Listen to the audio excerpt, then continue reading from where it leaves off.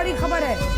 हमने तो यही कहा था विनाशकाले विपरीत बुद्धि, और भैया लाहौर पर भारत ने कर दिया है बड़ा हमला।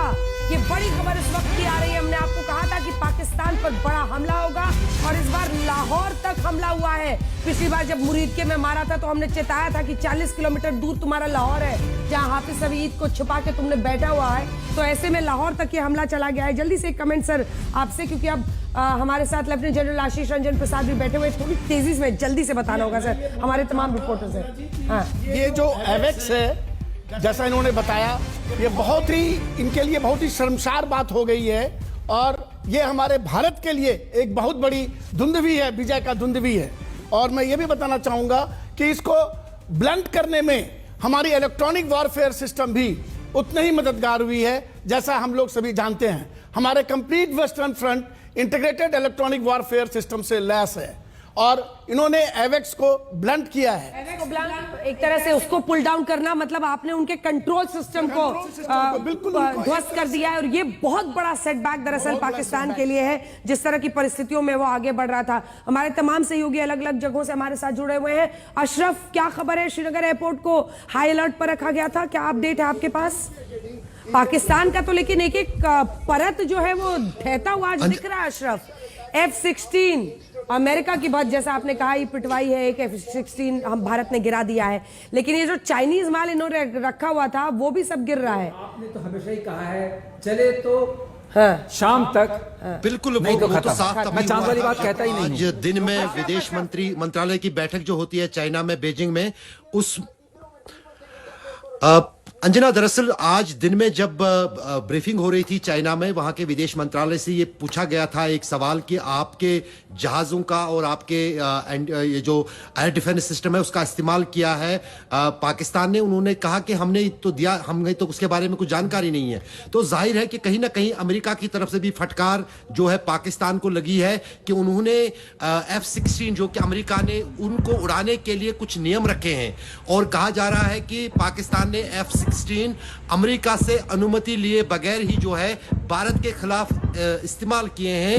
उस पर एतराज भारत सरकार ने जताया है अमेरिका के सामने और अमेरिका की फटकार भी जो है वो पाकिस्तान को सुननी पड़ी है। लेकिन यहां पर जो हमारे पास सबसे बड़ी ब्रेकिंग खबर ये है कि ISI ने जितने भी आतंकी जम्मू कश्मीर में हैं, जिनमें वो 3 आतंकी भी पाकिस्तानी हैं जिन्होंने पहलगाम का हमला अंजाम दिया था, उनको ये कहा गया है कि उनके पास जो भी सैन्य ठिकाना हो वहां पर वो हमला करें। और यही कारण है कि जो हमने राजौरी में देखा कि वहां पर एक सुसाइड अटैक हुआ है आर्मी के एक कैंप पे।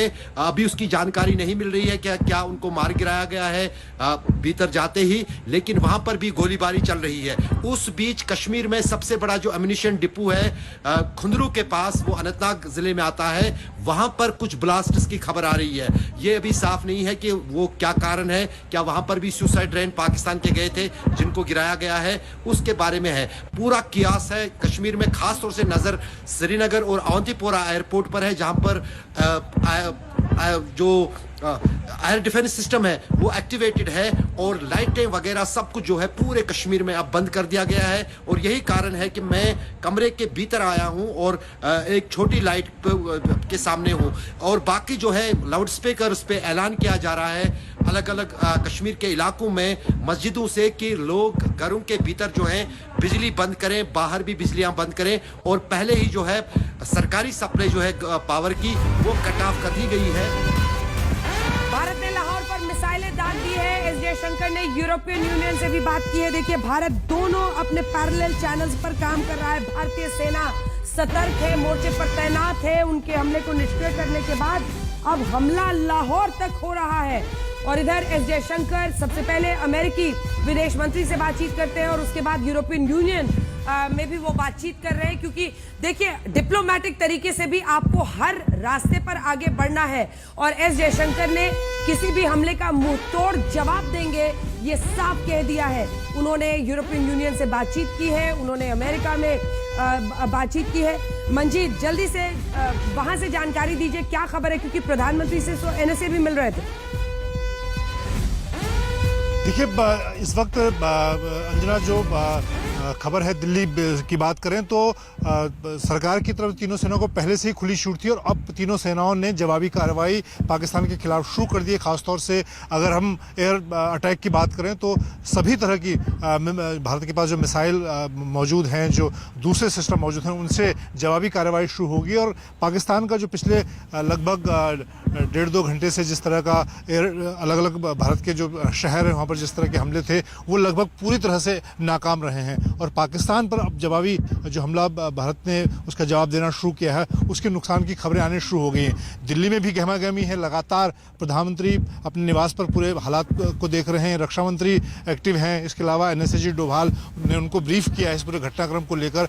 और इस वक्त सेनाएं अपने स्तर पर पूरी तरह से तय कर रही हैं कि पाकिस्तान को किस तरह से, जिस तरीके से पाकिस्तान ने भारत के खिलाफ दूसरी बार लगातार दूसरे दिन इस तरह के कायराना हमले शुरू किए हैं, उसका पूरी तरह से जवाब दिया जाएगा। और रंजना, सबसे महत्वपूर्ण बात कि अब भारत को तय करना है कि पाकिस्तान के खिलाफ किस तरह की मिसाइल का इस्तेमाल करना है। अभी तक जो भारत ने अभी तक अपने मिसाइल से जिस तरह की मिसाइलों का इस्तेमाल किया है उसमें बहुत सारी ऐसी हैं, चाहे ब्रह्मोस की बात की जाए, बाकी मिसाइल की बात की जाए, वो सब अब पाकिस्तान के टारगेट में है। और अब कोई भी शहर छूता नहीं है। जिस तरह से पाकिस्तान ने सारी सीमाएं लांघी हैं, सारे मिलिट्री इंस्टॉलेशन को निशाना बनाया है, तो भारत के पास भी अब राइट टू रिस्पॉन्ड का ऑप्शन पूरी तरह से खुला है सेनाओं के पास। और इसीलिए अब थोड़ी देर बाद वो भी खबरें हमारे पास आनी शुरू हो जाएंगी कि पाकिस्तान को कितना नुकसान हुआ है। अभी जिस तरह से उसके GF-17 और F-16 को मार गिराया गया है, एवेक्स सिस्टम जो कि पूरे सर्विलांस और पूरे एयर डिफेंस सिस्टम को कंट्रोल करता है, एक बड़ा सिस्टम है, भारत के पास भी वो सिस्टम मौजूद है यहाँ, लेकिन वो भी उसको भी पाकिस्तान के अंदर गिरा